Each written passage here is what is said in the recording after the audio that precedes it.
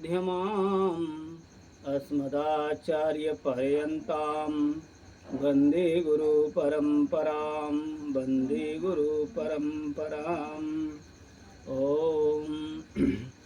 नारायणं नमस्कृत्य नरं चैव नरोत्तमं देवीं सरस्वतीं व्यासं ततो जयमुदीरये। ओम भगवत कथा कहने सुनने से पहले एक बार भगवान का नाम स्मरण कर लेते हैं। हरे राम राम राम हरे हरे, हरे कृष्ण कृष्ण कृष्ण हरे हरे। ओम भोले श्री लक्ष्मी नारायण भगवान की जय। श्री पराशर उवाच मखे प्रतिहते शक्रो मैत्रेयाति रुषान्वितः संवर्तकं नामगणं तोयदानां मथाब्रवीत्।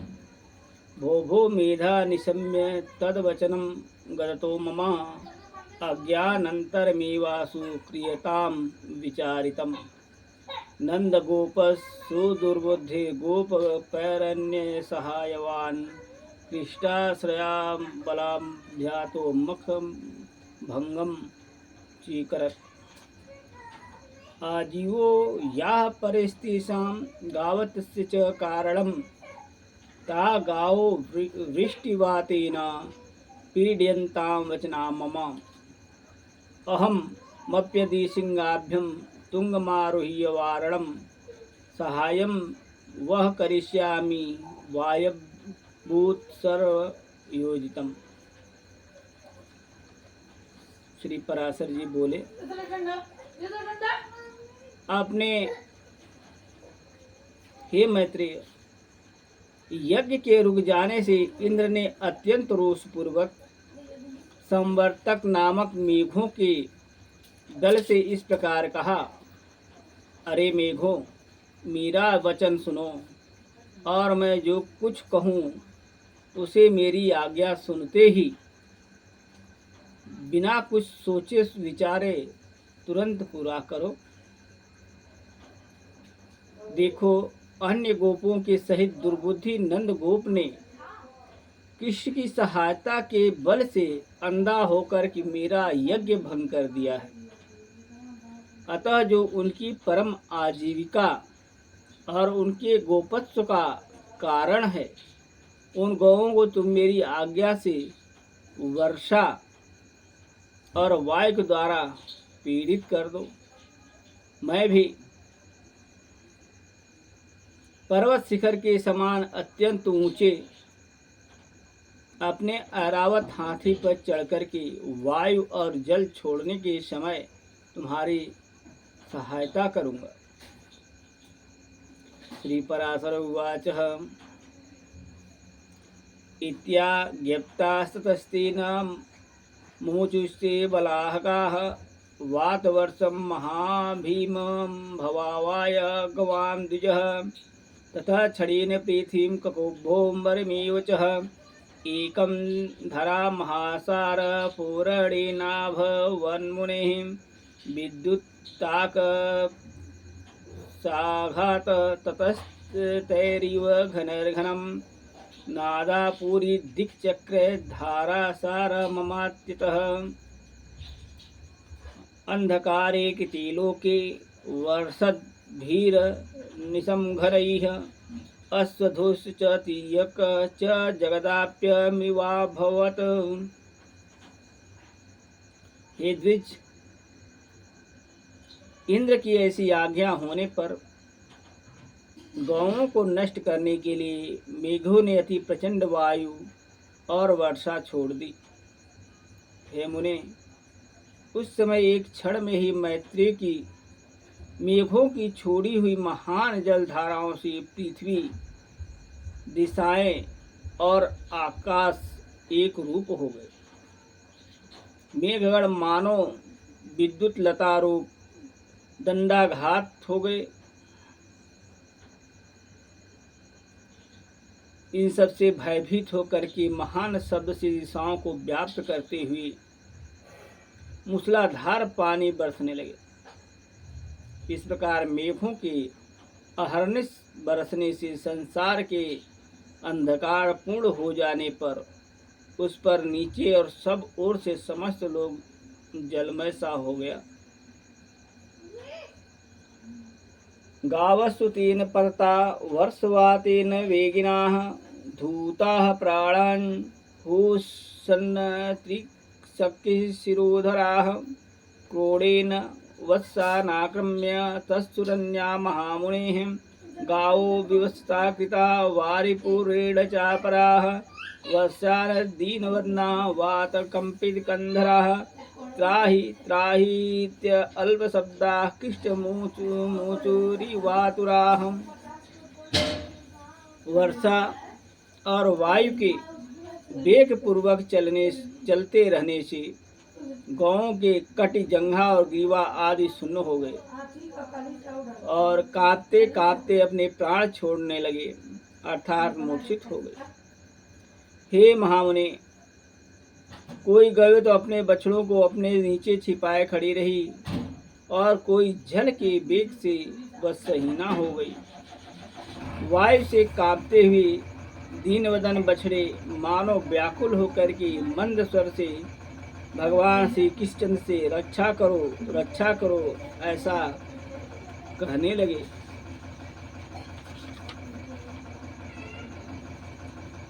ततस्तद्गोकुलं सर्वं गोपसंकुलम् अतीवा आर्तः हरिदृष्टा मैत्रेया चिन्तयद्दता एतत् कृतं महेन्द्रेण मकभङ्गं विरोधिनाः ततेदखिलं गोष्ठं त्रातव्यमधुना मया इदमहमिद्रहं धैर्या दुष्टपाटोरुशीलाघनं धारयिष्यामि गोष्ठस्य पृथुछत्रमिवोपरिः।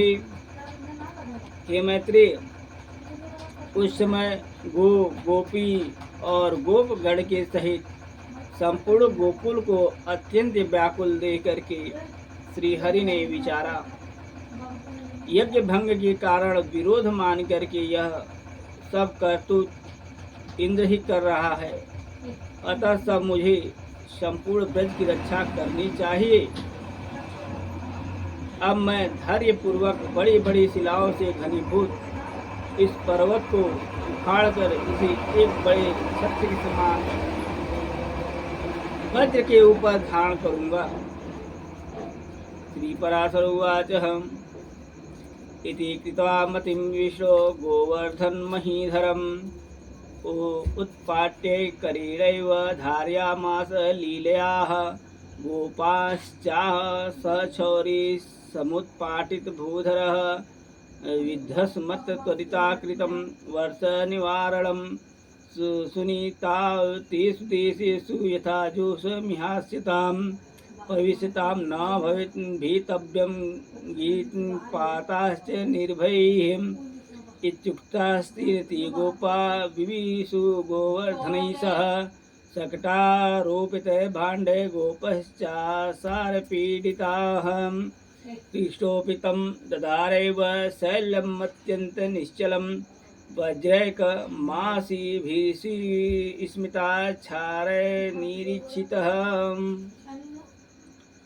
भगवान श्री कृष्ण ने ऐसा विचार करके गोवर्धन पर्वत को उखाड़ लिया और उसे लीला से ही अपने एक हाथ पर उठा लिया। पर्वत को उखाड़ लेने पर सूरनंदन श्री श्याम सुंदर ने गोपों से हंसकर कहा, आओ शीघ्र इस पर्वत के नीचे आ जाओ, मैंने वर्षा से बचने का प्रबंध कर दिया है। यहाँ वायुहीन स्थानों में आकर के सुखपूर्वक बैठ जाओ, निर्भय होकर प्रवेश करो, पर्वत के गिरने आदि का भय मत करो। श्री कृष्णचंद्र के ऐसा कहने पर जल की धाराओं से पीड़ित गोप और गोपी अपने बर्तन भांडों के छकड़ों में रखकर गौों के साथ पर्वत के नीचे चले गए। ब्रजवासियों द्वारा हर्ष और विस्मय पूर्वक टकटकी लगाकर देखे जाते हुए श्री कृष्णचंद्र भी गिरिराज को अत्यंत निश्चिलता पूर्वक धारण किए रहे। गोप गोपी जनय हृष्ट प्रीति विस्तारितेक्षणैः संसूयमान चरितः किशैलम धारयत। सप्तरात्रं महामेघा ववर्षु नंद गोकुले इंद्रेण चोदिता विप्रह गोपानां नास्कारिणा। ततो धृते महाशैले परित्राते च गोकुले मिथ्या प्रतिज्ञो बलभिद्वारयामास तान् घान्। व्यभ्रे नभसि देवेन्द्र वित्तथा वचस्यः निष्क्रम्य गोकुलं भ्रष्टं स्वस्थानं पुनरागमत्। मुमोच कृष्टोऽपि तदा गोवर्धन महाचलं स्वस्थाने विस्मितमुखः दिष्टतैस्तु ब्रजौकशैः। जो प्रीतिपूर्वक आंखें फाड़ करके देख रहे थे, उन हर्षित चित्त गोप और गोपियों से अपने चरितों का आस्वादन होते हुए श्री कृष्णचंद्र पर्वत को धारण किए रहे। हे विप्र, गोपों के नाशकर्ता इंद्र की प्रेरणा से नंद जी के गोकुल में 7 रात्रि तक महाभयंकर मेघ बरसते रहे।